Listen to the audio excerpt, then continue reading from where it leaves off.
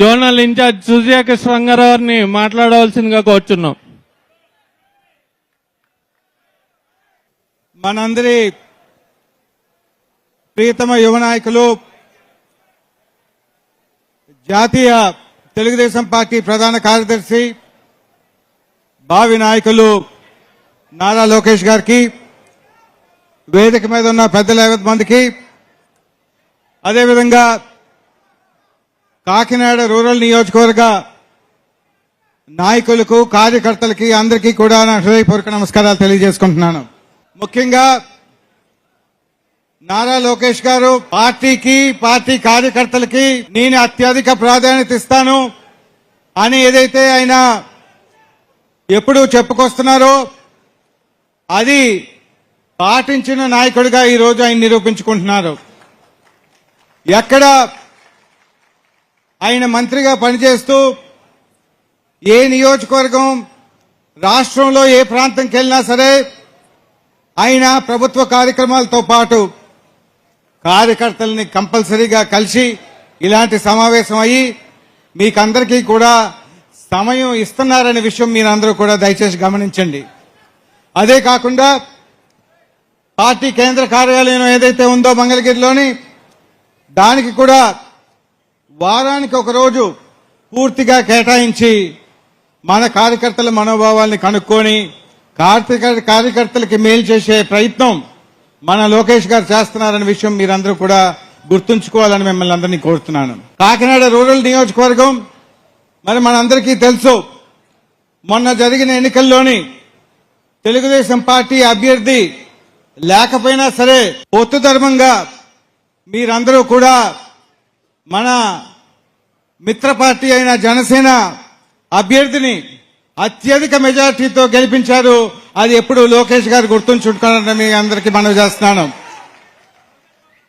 ఈరోజు తెలుగుదేశం పార్టీ ఏదైతే ప్రభుత్వంలో మనం కూటమి ప్రభుత్వంలో ఉన్నామో ఆ కార్యక్రమాలు, అనేక కార్యక్రమాలు గత 5 సంవత్సరాల్లో చేసిన తప్పుల్ని సరిదిద్దుకొని రాష్ట్రాన్ని బాగు చేసే ప్రయత్నం ఏదైతే చేస్తుందో మనం కార్యకర్తలుగా, నాయకులుగా అది సరైన విధంలో ప్రజలకు తీసుకెళ్లి మన ప్రభుత్వం చేసే మంచి పనులు, మన నాయకులు చేసే మంచి పనులు ప్రజలు మెప్పు పొందేటట్లుగా మనందరం కూడా ప్రవర్తించాలని మిమ్మల్ని అందరినీ కూడా ఈ సందర్భంగా కోరుకుంటూ, మరి మీరందరూ కూడా ఎంతో ఉత్సాహంగా మన నాయకులు లోకేష్ గారి ప్రవచనం వినటానికి మీరందరూ కూడా వచ్చున్నారు. ముందుగా మన పార్లమెంట్ అధ్యక్షులు నవీన్ గారు మాట్లాడాక మన నాయకులు లోకేష్ గారు మాట్లాడతారని మీకు మనవి చేస్తూ నవీన్ గారిని మాట్లాడవలసిందిగా కోరుతున్నాను. వేదిక మీద ఉన్న పెద్దలు, మనందరి అభిమాన నాయకుడు, భవిష్యత్తు, మన అందరి భవిష్యత్తే కాకుండా తెలుగుదేశం పార్టీ భవిష్యత్తు అయినటువంటి లోకేష్ గారికి, సుజయ కృష్ణరంగారావు గారికి, అలాగే పిల్లి సత్యనారాయణమూర్తి గారికి, బాబీ గారికి, రాజ్యసభ సభ్యులు సతీష్ గారికి, సత్యబాబు గారికి, ఉన్న ఇక్కడికి విచ్చేసిన మీ అందరికీ కూడా పేరు పేరున నా హృదయపూర్వక నమస్కారాలు తెలియజేసుకుంటూ, చాలా సంతోషం. ఈరోజు మనం 4, 5, 6 సంవత్సరాల నుంచి చూస్తున్న రోజు ఇది. మనం ఎప్పుడా అని చూస్తున్న రోజు ఇది. తెలుగుదేశం పార్టీయే మనకు ముఖ్యం. రూరల్ నియోజకవర్గంలో జెండాను పట్టుకుని నాయకులతోటి, నాయకత్వంతో సంబంధం లేకుండా ప్రతి ఒక్కరూ కూడా తెలుగుదేశం పార్టీకి అండగా ఉంటామని భరోసాని కల్పించిన నియోజకవర్గం రూరల్ నియోజకవర్గం. ఖచ్చితంగా నేను పిన్ టు పిన్ చూశాను. ముందుగా మనం తెలుగుదేశం పార్టీ గురించి మాట్లాడుకోవాలి. అసలు తెలుగుదేశం పార్టీ అన్నది ఎలా పుట్టింది? అప్పుడున్న రాజకీయ పరిస్థితులకు గాని, అప్పుడున్న సూట్ కేసు రాజకీయాలకు గాని, సీల్డ్ కవర్ రాజకీయాలకు వ్యతిరేకంగా నందమూరి తారక రామారావు గారు గుండె లోతుల నుంచి బగబగా మండే గుండె లోతుల నుంచి పుట్టిన పార్టీ తెలుగుదేశం పార్టీ. సోదరులారా, అటువంటి పార్టీలో ఉన్నందుకు మనం అందరూ కూడా గర్వపడాల్సిన అవసరం ఉంది. పార్టీ పెట్టడమే కాకుండా మంచి ఆశయాలతోటి, కూడు గూడు గుడ్డ అనే నినాదంతో పుట్టిన పార్టీ తెలుగుదేశం పార్టీ.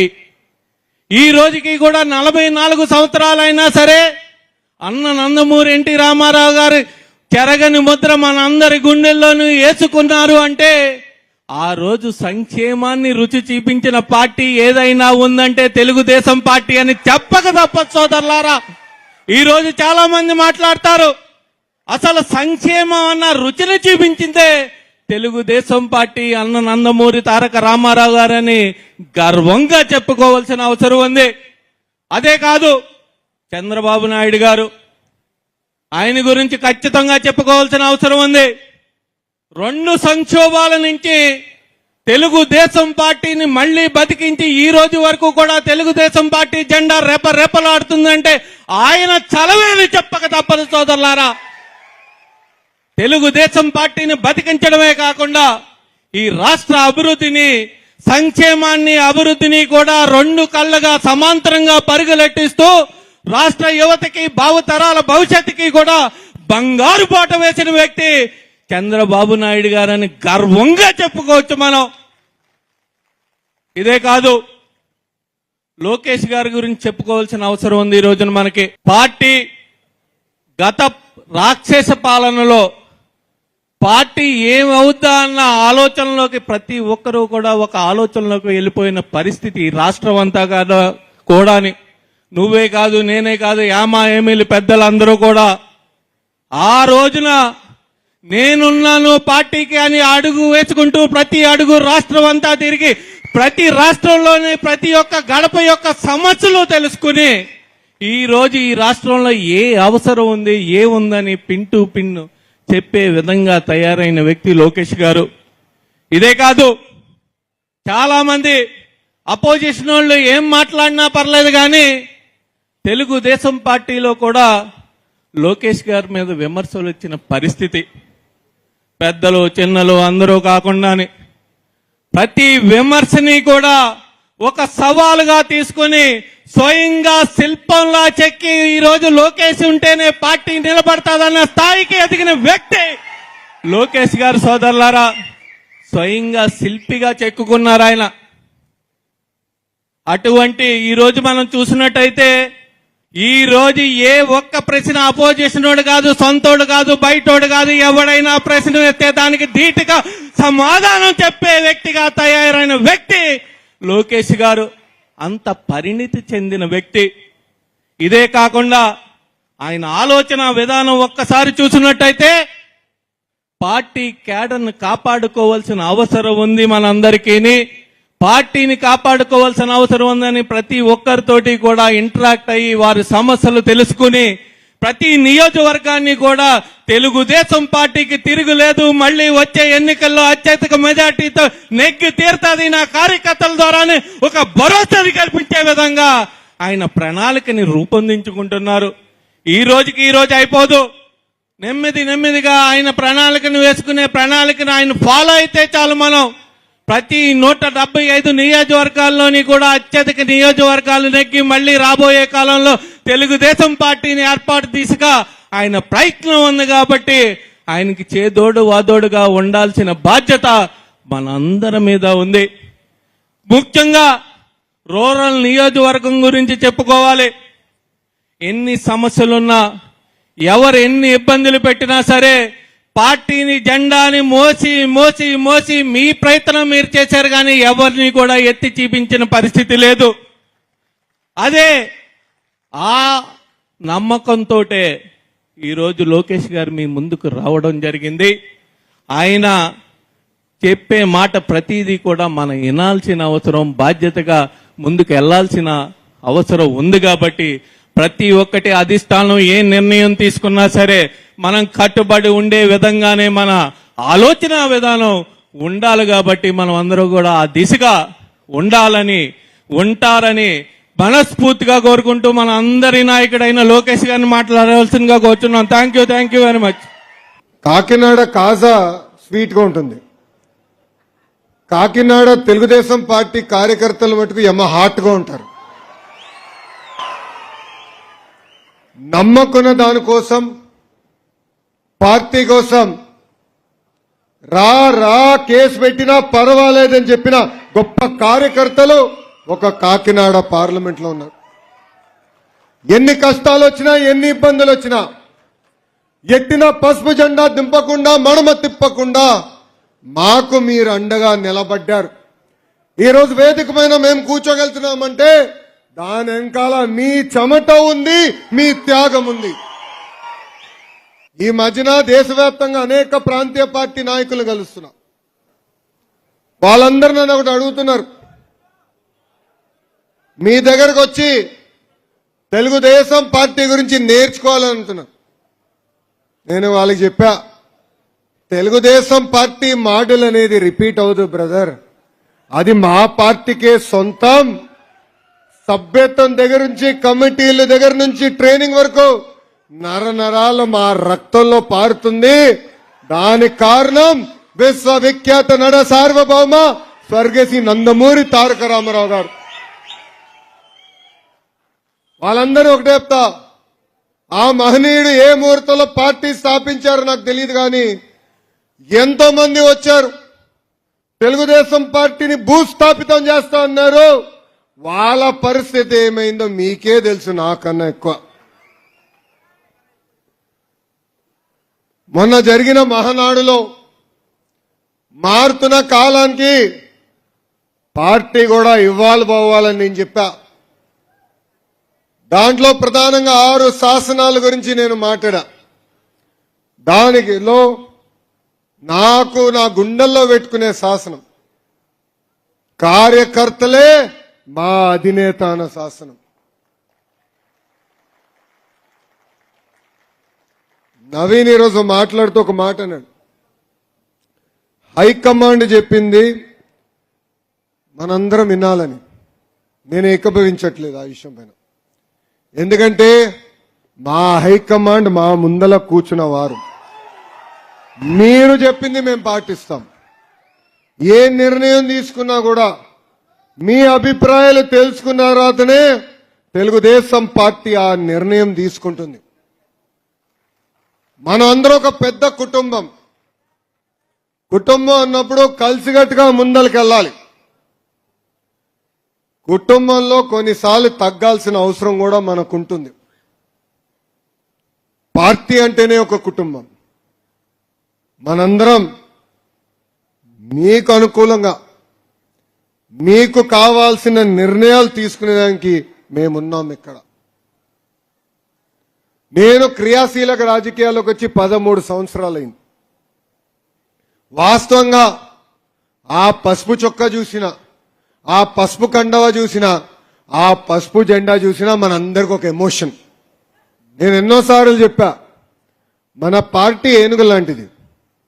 కూర్చుంటే లేదు, లేస్తే పరిగెత్తదు.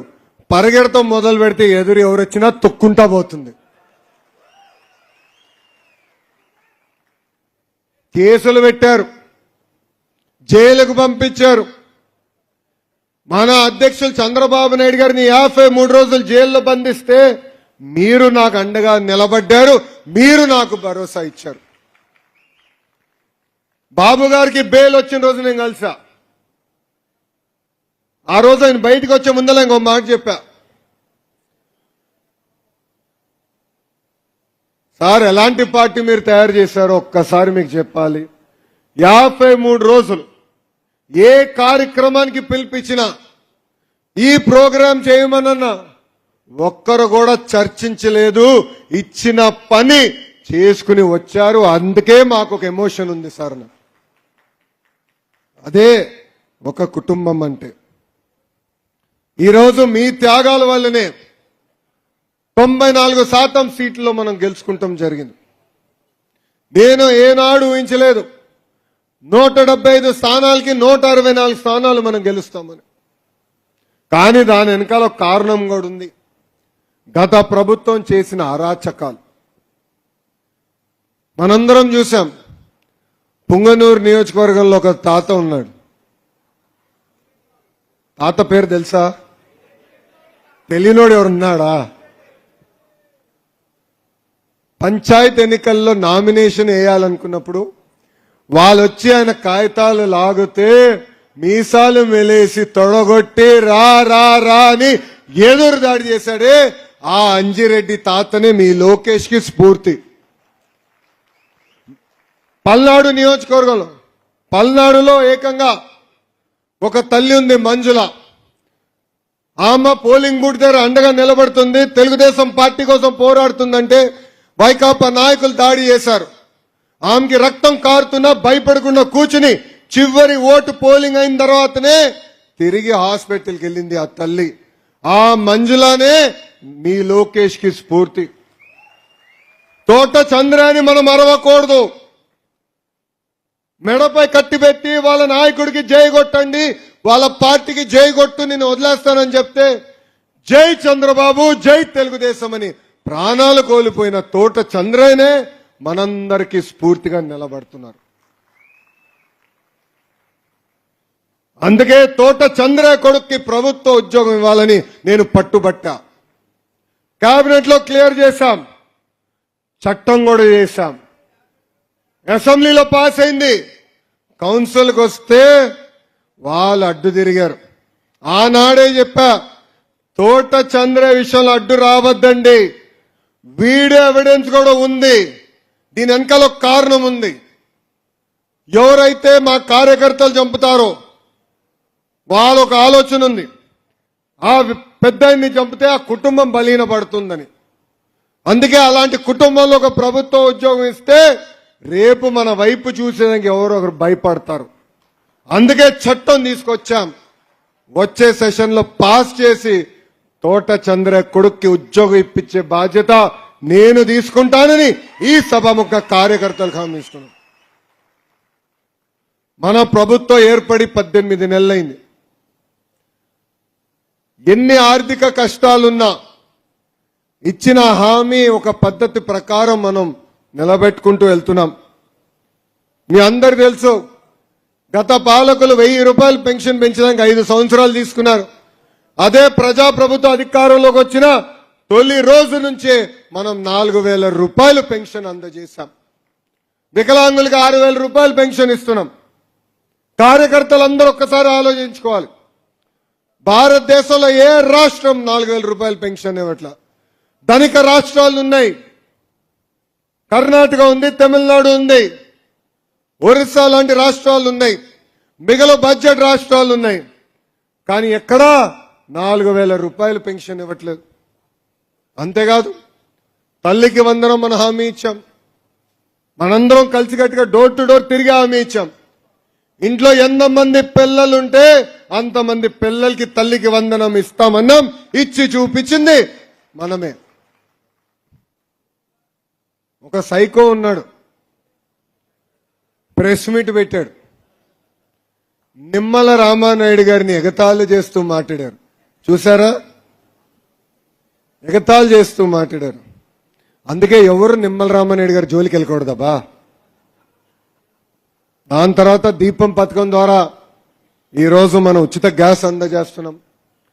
అన్నదాత సుఖీభవ కింద ఇప్పటికీ 2 విడతలు మనం రైతుల అకౌంట్లో డబ్బులు వేసాం.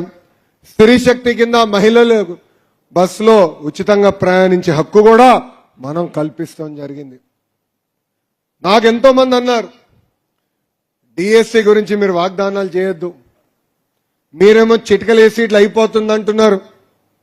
1998 డిఎస్సి కేసు ఇప్పటికీ నడుస్తుంది, మీరు ఎట్లా చేస్తారన్నారు. ఆనాడే చెప్పా, నాకు ఛాలెంజ్లు అంటే బాగా ఇష్టం. 150 రోజుల్లో డిఎస్సి చేసి చూపిస్తానని హామీ ఇచ్చా. సుమారుగా 220 కేసులు వేశారు డిఎస్సి పైన. అయినా కూడా తొక్కుంటా వెళ్ళి 16,000 ఉపాధ్యాయుల పోస్టులు ఈ రోజు మనం భర్తీ చేశాం. 6,000 మంది కానిస్టేబుల్ పోస్టులు కూడా మనం భర్తీ చేశాం. గతంలో ఆంధ్ర రాష్ట్రం నుంచి వచ్చామంటే తలదించుకుని తిరిగే పరిస్థితి. అందరు అనేవారు, సైకో రాష్ట్రం నుంచి వచ్చావా అని. అలాంటిది ఈరోజు ఎక్కడికి వెళ్ళినా ఆంధ్ర రాష్ట్రం నుంచి వచ్చారా, మీతో మేము పోటీ పడలేమని చెప్పే పరిస్థితికి తీసుకొచ్చాం. ఇప్పటికీ 20 లక్షల కోట్ల పెట్టుబడికి ఒప్పందాలు చేసుకున్నాం. తద్వారా 16 లక్షల మందికి ఉద్యోగాలు కల్పించే దిశగా మనం పనిచేస్తున్నాం. పక్కనే ఉన్న కొరమండల్ ఫర్టిలైజర్స్ కూడా ఎక్స్పాన్షన్కి వెళ్తున్నారు. తద్వారా 8,000 మందికి అదనంగా ఉద్యోగాలు వస్తున్నాయి. మన ఆనాడే చెప్పాం, ఒకే రాష్ట్రం ఒకే రాజధాని, కానీ అభివృద్ధి వికేంద్రీకరణ అని చెప్పాం. ఈ రోజు ఆ అభివృద్ధి వికేంద్రీకరణ అంటే ఏంటో మనందరం చేసి చూపిస్తున్నాం. నేను కూడా నిర్ణయం తీసుకున్నా, ఎప్పుడు వచ్చినా ఏ ప్రభుత్వ కార్యక్రమం చేసాక వచ్చినా తప్పనిసరిగా ఆ నియోజకవర్గంలో ఉన్న కార్యకర్తల్ని నేను కలుస్తా. ప్రతి కార్యకర్తతో ఫోటో దిగిన తర్వాతనే నేను తిరిగి వెళ్తానని చెప్పాను. ఇప్పటికీ 81 ప్రజా దర్బారులు నిర్వహించా. ఒక పక్కన ప్రజలు ఎదుర్కొంటున్న సమస్యలేంటో తెలుసుకుంటున్నా, కార్యకర్తలు ఏమైనా ఇబ్బందులు పడుతుంటే అది కూడా నేను తెలుసుకుంటాం జరుగుతుంది. ఇంకా తూర్పు గోదావరి జిల్లా అన్నా తెలుగుదేశం పార్టీ అన్న ఆ బంధమే వేరు. మన ఎన్నికల్లో చూసాం, 19 స్థానాలకి 19 స్థానాలు మీరు మమ్మల్ని గెలిపిస్తాం కూడా జరిగింది. ఒక స్వీప్ ఏంటో మీరు చూపించారు. గెలుస్తామే కాదు, ఆ మెజారిటీలు చూస్తే అందరి దిమ్మ తిరిగిపోయింది. మనందరం అనుకున్నాం గత రాక్షస పాలన ప్రజలు గుర్తిస్తారా లేదా అని. ప్రజలు అన్ని చూశారు. అందుకే గట్టిగా దెబ్బ కొట్టి ఆ టీమ్ 11 అంటే తెలుసా? అర్థమైందా రాజా? ఆ టీమ్ 11 ఏకంగా శాసన సభకు కూడా రాకుండా చేశారు ఆంధ్ర రాష్ట్ర ప్రజలు. మొన్నే గౌరవ ముఖ్యమంత్రి గారు వచ్చి మన దగ్గర గ్రీన్ అమోనియా ప్లాంట్ కూడా శంకుస్థాపన చేశారు.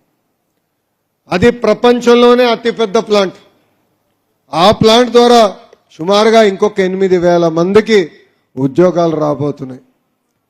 అంటే ఒక యుద్ధ ప్రాతిపదికంగా సంక్షేమం అభివృద్ధి మనం చేసుకుంటూ వెళ్తున్నాం. కానీ ఇక్కడ ఒక విషయం, కార్యకర్తలు మనందరం అప్రమత్తంగా ఉండాలి. ఏదో పని చేసేస్తున్నాం అని కాదు, ప్రజల్లో చైతన్యం తీసుకురావాలి. ప్రతిపక్షం చేస్తున్న డ్రామాలు కూడా చెప్పాలి. ఎందుకంటే కోడి కత్తి డ్రామా చూసాం. వాళ్ళ కార్యకర్తకే వీళ్ళు కోడి కత్తిస్తారు, అతని లోపల తీసుకొస్తాడు. ఆనాడు మాజీ ముఖ్యమంత్రి గారిని అతనే గుచ్చుతాడు. ఏదో అయిపోయిందని వెళ్ళి ఢమాలని హైదరాబాద్కి ప్లేన్లు వెళ్తాడు.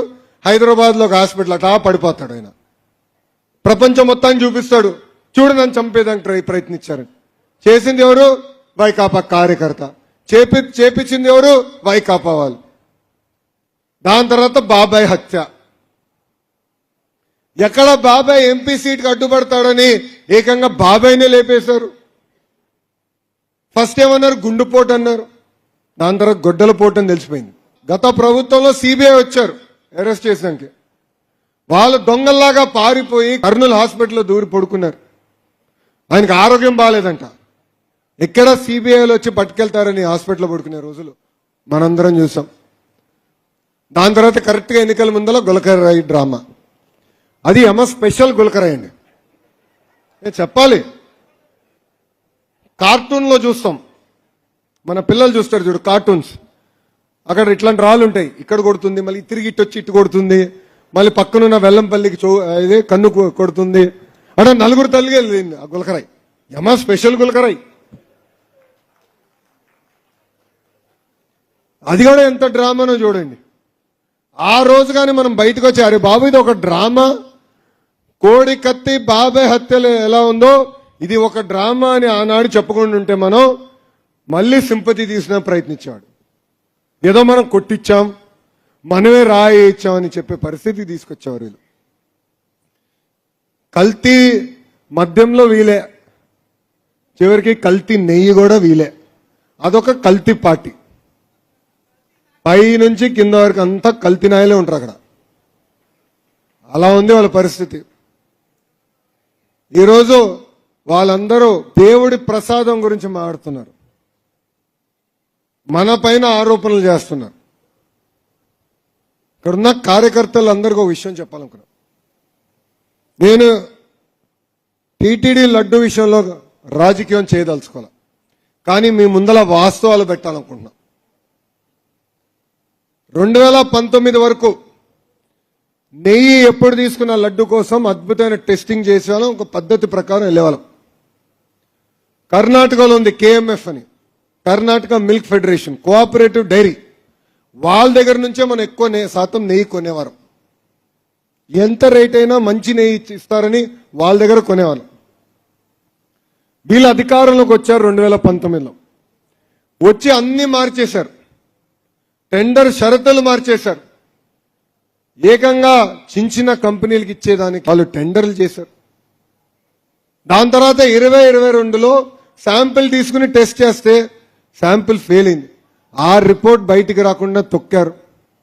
మనందరం ప్రతిపక్షంలో ఉన్నప్పుడు చర్చించాం, అదేంటి నాణ్యత తగ్గినట్టుంది లడ్డూలోని. ఎంతమంది సోషల్ మీడియాలో పెట్టారు, వీడియోలు పెట్టారు. అందుకే మన ప్రభుత్వ అధికారంలోకి వచ్చిన వెంటనే గౌరవ ముఖ్యమంత్రి చంద్రబాబు నాయుడు గారు టీటీడీకి ఇమీడియట్ గా నెయ్యిలో ఏదో తేడా ఉన్నట్టుంది, శాంపిల్స్ తీసుకోండి, పంపించి టెస్ట్ చేయించండి అని చెప్పారు. టీటీడీ అధికారులు శాంపిల్స్ తీసుకుని కేంద్ర ప్రభుత్వం ఏర్పాటు చేసిన కోఆపరేటివ్ NDDB కాఫ్కి శాంపిల్స్ పంపించారు. దాంట్లో చాలా స్పష్టంగా యానిమల్ ఫ్యాట్ ఉంది, వెజిటేబుల్ ఆయిల్ ఉందని చెప్తాం జరిగింది. అది మొన్న వచ్చిన ఛార్జ్ షీట్ పేజ్ నంబర్ 35లో చాలా స్పష్టంగా సిబిఐ వాళ్ళు కూడా చెప్పారు. ఇది మీకు ఎందుకు చెప్తున్నానంటే ఇప్పుడు కొత్త డ్రామా మొదలు పెట్టారు. టీటీడీ లడ్డూను కూడా వదిలిపెట్టట్లేదు, దేవుడి లడ్డు పైన డ్రామా మొదలు పెట్టారు. అందుకే మనందరం అప్రమత్తంగా ఉండాలి. ఇంకా చాలా డ్రామాలు చేస్తాడండి. వాస్తవంగా జగన్ గారు సినిమాల్లోకి వెళ్లాల్సిందే. ఆయనకు ఆస్కర్ కాదు కదా, భాస్కర్ అవార్డు ఇచ్చిండే వాళ్ళందరం కలిసి. అంత అద్భుతంగా నటిస్తాడు. వాళ్ళే తప్పులు చేస్తారు, వాళ్ళే కల్తీ నెయ్యి సప్లై చేస్తారు, తిప్పి మన్ అంటారు. అదేంటో నాకే అర్థం అవుతుంది. కోడి కత్తి మన పైన చెప్పారు. బాబాయిని చంపినప్పుడు హాఫ్ పేజ్, మొత్తం పేజ్లో హాఫ్లో ఆయన వేసుకునే ప్యాంటు షూస్ చూపించి చేతిలో కత్తి పెట్టి ఏకంగా నారాసుడ రక్త చరిత్ర అన్నారు. ఇప్పుడు దాని గురించి చర్చ. గుల్కరాయ్ అట్లనే చెప్పారు. ఈరోజు లడ్డు విషయంలో కూడా మన పైన నెపం వేస్తున్నారు. అందుకే నేను మిమ్మల్ని అందరినీ కోరేది, మనం అప్రమత్తంగా ఉండాలి. మన చేస్తున్న సంక్షేమ అభివృద్ధి కార్యక్రమాలతో పాటు మనందరం రాజకీయాల్లో ఉన్నాం, ప్రజల్లో చైతన్యం తీసుకురావాలి, ప్రజల దగ్గరికి వెళ్ళాలి, ప్రజలకి వాస్తవాలు చెప్పాలని ఈ సభాముఖం మిమ్మల్ని అందరూ నేను కోరటం జరుగుతుంది. మొన్న జరిగిన ఎన్నికల్లో 3 పార్టీలు కలిసి పోటీ చేసినాయి. ఒకటి తెలుగుదేశం పార్టీ, రెండోది జనసేన పార్టీ, మూడోది భారతీయ జనతా పార్టీ. నేను ఎన్ని రాష్ట్రాలకు వెళ్ళినా ఎన్ని దేశాలకు వెళ్ళినా వాళ్ళందరూ ఒకటే చెప్తున్నా, వేరే రాష్ట్రాల్లో డబుల్ ఇంజిన్ సర్కారులు ఉన్నాయి, కానీ ఆంధ్ర రాష్ట్రంలోనే డబుల్ ఇంజిన్ బుల్లెట్ ట్రైన్ సర్కారు ఉందని. కేంద్రంలో ప్రధానమంత్రి నరేంద్ర మోడీ గారు, రాష్ట్రంలో మన నాయకుడు చంద్రబాబు నాయుడు గారు అహర్నిశలు రాష్ట్ర అభివృద్ధి కోసం కష్టపడుతున్నారు. మనం డబుల్ ఇంజిన్ సర్కారులో ఉన్నాం కనుకనే విశాఖ ఉక్కుని కాపాడుకున్నాం, విశాఖ రైల్వే జోన్ ఏర్పాటు చేసుకున్నాం, పీపీసీఎల్ కొత్త రిఫైనరీ పెడుతున్నారు. విభజన చట్టంలో ఏదైతే హామీలు ఉన్నాయో అవన్నీ ఒక పద్ధతి ప్రకారం మనం నిలబెట్టుకుని ముందరికెళ్తున్నాం. ఇది మనందరం గుర్తుపెట్టుకోవాలి. పవన్ అన్న కూడా పదే పదే చెప్తున్నారు, ఒక టర్మ్ కాదు, 2 టర్మ్లు కాదు, 3 టర్మ్లు కలిసికట్టుగా మనం పోటీ చేయాలి, 3 టర్మ్లు మనమే ప్రభుత్వం ఏర్పాటు చేయాలి. అప్పుడే దారి తప్పిన రాష్ట్రాన్ని సరైన దారిలో మనం పట్టుకెళ్తాం. గుజరాత్ లో చూడండి, కంటిన్యూస్ గా ఒకే ప్రభుత్వం వస్తుంది. అదేవిధంగా మొన్నటి వరకు ఒరిస్సాలో కూడా ఒకే ప్రభుత్వం వచ్చింది. ఆ రాష్ట్రాలు చూడండి ఎంత ముందరికెళ్ళినాం, ఎంత అభివృద్ధి చెందినాం. ఇది మనం ప్రజలకి చెప్పాలి. ఆ బాధ్యత మనందరి పైన ఉంది, ప్రత్యేకంగా కార్యకర్తల పైన ఉందని ఈ సభాముఖంగా తెలుపుతున్నాం. ఆ సైకో పార్టీ గురించి మీకు తెలుసు, వాళ్ళే దొంగ ఫేస్బుక్ పేజీలు పెడతారు, నా ఫోటో పెడతారు, మీ ఫోటో పెడతారు, అది వాడి వాళ్ళు జనసేన వాళ్ళని తిడతారు, లేదంటే భారతీయ జనతా పార్టీ వాళ్ళని తిడతారు. వాళ్ళ పేరు పైన ఫేస్బుక్ పేజీలు పెట్టి మన్ని తిడతారు.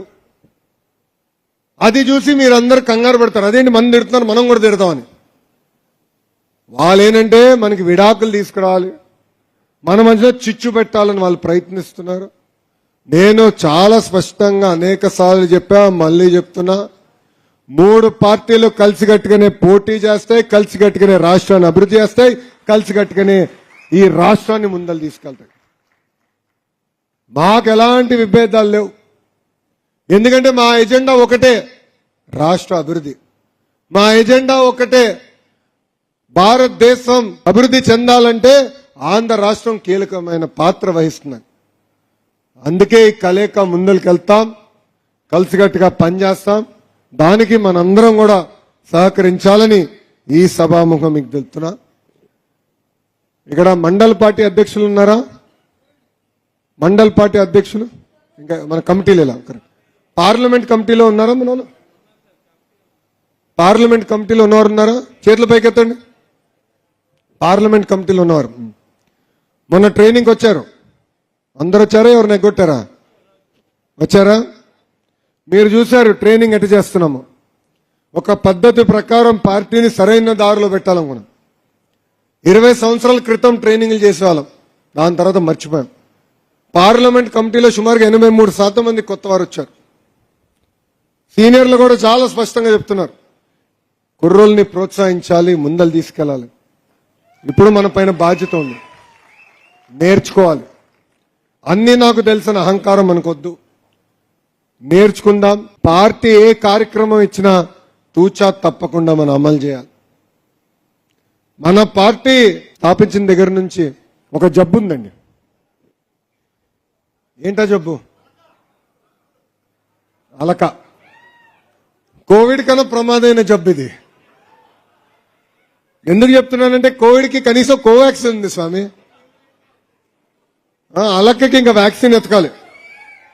ఏమో ఆ వ్యాక్సిన్ నేనేమో, ఎందుకంటే మీటింగ్లో చెప్తున్నా, ఎవరిని అలిగింట్లో పడుకుంటే కర్ర పట్టుకుని వస్తాను నేనే అని. అరే ఇది మన పార్టీ, మనం అనుకునే అన్నీ అవ్వకపోవచ్చు, చర్చించాలి, 4 గోడల మధ్యలో కూర్చోవాలి, మాట్లాడుకోవాలి. అవ్వదు. మేము పార్లమెంట్ పార్టీ అధ్యక్షుడు ఏం చేస్తున్నాడు? కూర్చోవాలి. మా జోనల్ కోఆర్డినేటర్ ఏం చేస్తున్నారు? మీరు వెళ్ళి పోరాడాలి, నిలదీయాలి. అన్నమే ఇది అనుకుంటున్నాం, ఇట్లా చేస్తే బాగుంటుంది, చర్చ జరగాలి. మీరు అందరూ అనుకోవచ్చు లోకేష్ ఏమనుకుంటే అది అవుతుందని, పొరపాటు పడుతున్నా. జిల్లా పార్టీ వ్యవస్థ నుంచి పార్లమెంట్ పార్టీ వ్యవస్థ తీసుకొచ్చేదానికి నేను 1.5 సంవత్సరం పోరాడా, పార్టీలో పోరాడా, పాలిట్ బ్యూరోలో పోరాడా. ఎందుకంటే అది నేను నమ్మా, పార్టీకి మంచిది, మనం రాజకీయాల్లో ఉన్నాం, మనకి ఎమ్మెల్యేలు ఎంత ముఖ్యమో ఎంపీలు కూడా అంతే ముఖ్యం. ఈ వ్యవస్థ తీసుకొస్తే బాగుంటుందని నేను నమ్మే, నేను పోరాడా, సాధించే వరకు నేను వదిలిపెట్టలా. నేనే అంత పోరాడితే ఇంక మన అందరం కలిసికట్టుగా ఎంత పోరాడాలి? ఇది మన పార్టీ, అలిగేదానికి లేదు. ఇప్పుడు బాధ ఉండొచ్చు, ఆవేదన ఉండొచ్చు, చెప్పుకోవాలి, మాట్లాడాలి. దానికి ఒక వ్యవస్థ అనేది ఒక పార్టీ ఉంది. ఈ భూమిపైన మనం శాశ్వతం కాదు, కానీ తెలుగుదేశం పార్టీ అనే శాశ్వతాన్ని మనందరం గుర్తుపెట్టుకోవాలి. కార్యకర్తలందరూ ఒక విషయం ఆలోచించండి. నేను ఒక జాతీయ ప్రధాన కార్యదర్శిగా పార్టీలో పనిచేస్తున్నా, కానీ నేను ఎప్పుడు కోరుకునేది పార్టీ అనేది ఒక వ్యవస్థ. లోకేష్ పైన ఆధారపడి ఉండకూడదు ఈ పార్టీ. అన్నగారు ఏ ఆశయాలతో అయితే పార్టీ స్థాపించారో అది కార్యకర్తలే నడిపిస్తూ ముందలు తీసుకెళ్లాలని కోరుతూనే ఉన్నా. ఇది మనందరం గుర్తుపెట్టుకోవాలి. పార్టీ అనేది ఒక వ్యవస్థ, కలిసికట్టుగా మనం పనిచేయాలి, కలిసికట్టుగా ముందరికెళ్ళాలి. ఎస్, కొన్ని ప్రత్యేక పరిస్థితులు మన నియోజకవర్గంలో ఉన్నాయి, కాదని నేను అనట్లేదు. కానీ నేను ఇక్కడున్న కార్యకర్తలు అందరికీ ఒక విషయం చెప్తున్నా. నేను రేపే ఒక టీముని పంపిస్తాను. వాళ్ళ ఆధ్వర్యంలో మీరు గ్రామ స్థాయి నుంచి కమిటీలు ముందల వేసుకోవాలి. మళ్ళీ చెప్తున్నా, పార్టీ అనేది ఒక వ్యక్తి పైన ఆధారపడి ఉండదు.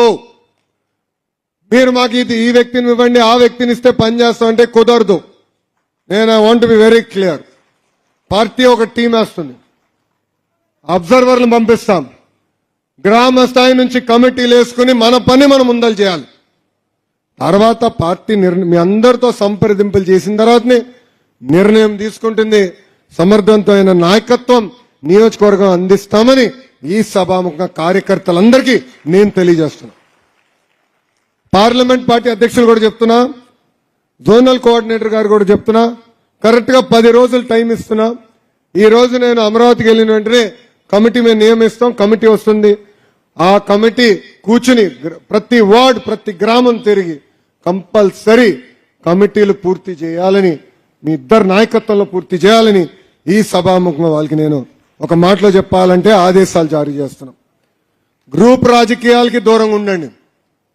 మీకు మంచిది కాదు, నాకు మంచిది కాదు. మీరు దయచేసి ఒక విషయం గమనించండి. చంద్రబాబు నాయుడు గారి చుట్టూ ఈరోజు కోటరీ లేదు, గమనించారా? కోటరీ లేదు. ఎందుకంటున్నానంటే ఆయనకి వాట్సాప్ ఉంది. నేను ఒక తప్పు చేసినా ఎవరో ఒకరు ఆయనకు వాట్సాప్ పెడతారు, ఆయన తెలుసుకుంటున్నారు. అట్లనే నాకు కూడా మీరు వాట్సాప్ పెడుతున్నారు. రోజు 3 గంటలండి నాకు వాట్సాప్లో మెసేజ్లను చదువుకునేదానికి 3 గంటలు పడుతుంది. కానీ నాకు ఎప్పుడు ఫీలింగ్ లేదు. వాస్తవాలు తెలుసుకునేదానికి ఒక మార్గం అది, కార్యకర్తల మనోభావాలు తెలుసుకునేదానికి నాకు డైరెక్ట్గా తెలుసుకునేదానికి ఒక అవకాశం అది. అందుకే కలిసికట్టుగా పనిచేద్దాం, గ్రూప్ రాజకీయాలు వద్దని ఈ సభాముఖం మీ అందరికి నేను తెలియజేస్తున్నా. కమిటీలు పూర్తయిన తర్వాత మై టీడీపీ యాప్ డౌన్లోడ్ చేసుకోవాలి. నేను సీనియర్ని, నేను జూనియర్ని నాకు చెప్తాం కాదండి. నేను అందరినీ గౌరవిస్తా, ఇద్దరిని సమానం గౌరవిస్తా. వేదికమైన ఉన్న పెద్దలకి తెలుసు, వేదిక ముందలున్న పెద్దలు తెలుసు, అందరిని గౌరవిస్తా. కానీ పనిచేసే వాళ్ళని నేను ప్రోత్సహిస్తా. మీరు నా చుట్టూ తిరుగుతామో, లోకేష్ చుట్టూ తిరిగినా, లేదా నవీన్ చుట్టూ తిరిగితే, లేదా సుజయ్ గారి చుట్టూ తిరిగితే పదవులు వస్తాయనుకుంటే చాలా పొరపాటు. ప్రజల చుట్టూ తిరగండి, మిమ్మల్ని ఎత్తుకుంటా మేము వస్తామని ఈ సభాముఖం తెలియజేస్తున్నాం. కొంతమందికి బాధ ఉండొచ్చు, మాకు ఇంకా నామినేటెడ్ పదవులు రాలేదని. కానీ ఒక విషయం గుర్తుపెట్టుకోండి, ఇచ్చిన పదవులు ఒక్కసారి చూడండి. కష్టపడిన వాళ్ళని జల్లుడు బట్టి ఇస్తున్నాం.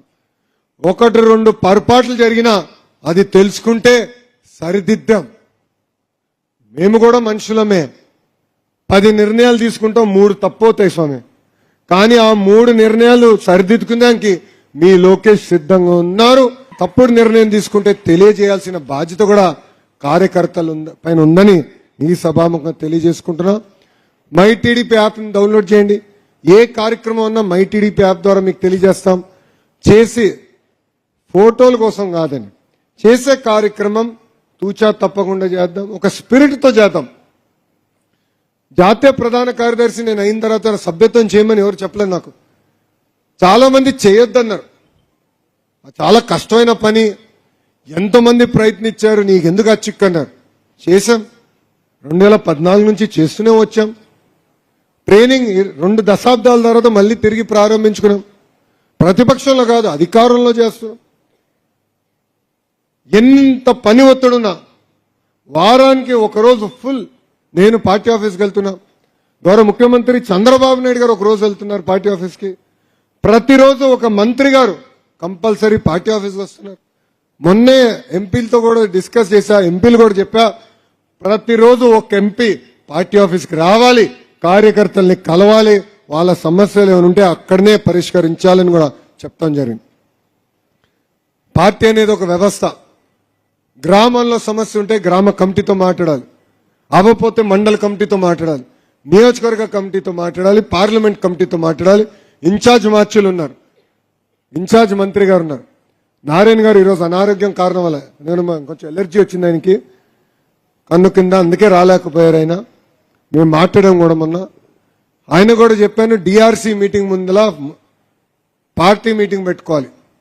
పార్టీ ఏదైతే చేయాలని నిర్ణయిస్తుందో అదే చర్చకి తీసుకెళ్ళాలి, అదే మనం అమలు చేయాలని వాళ్ళకు కూడా చెప్పాను. ఇన్ఛార్జ్ మార్చులు కూడా టైం కేటాయిస్తారు, కలుస్తారు, కార్యకర్తలతో మమైక్యం అవుతారు. మీ సమస్యలు పరిష్కరించడానికి మేము సిద్ధంగా ఉన్నాం, దాంట్లో ఎలాంటి సందేహం లేదు. కానీ ఒక వ్యవస్థలో మనం అందరం పనిచేయాలి, మన వంతు మనం పోరాడాలని ఈ సభాముఖంగా తెలియజేసుకుంటూ, నాకు ఇంత అద్భుతమైన అవకాశం ఇచ్చిన కార్యకర్తలందరికీ పేరు పేరున నా హృదయపూర్వక ధన్యవాదాలు తెలుపుకుంటూ మీ అందరి దగ్గర నుంచి సెలవు తీసుకుంటున్నాను. జై తెలుగుదేశం, జై తెలుగుదేశం.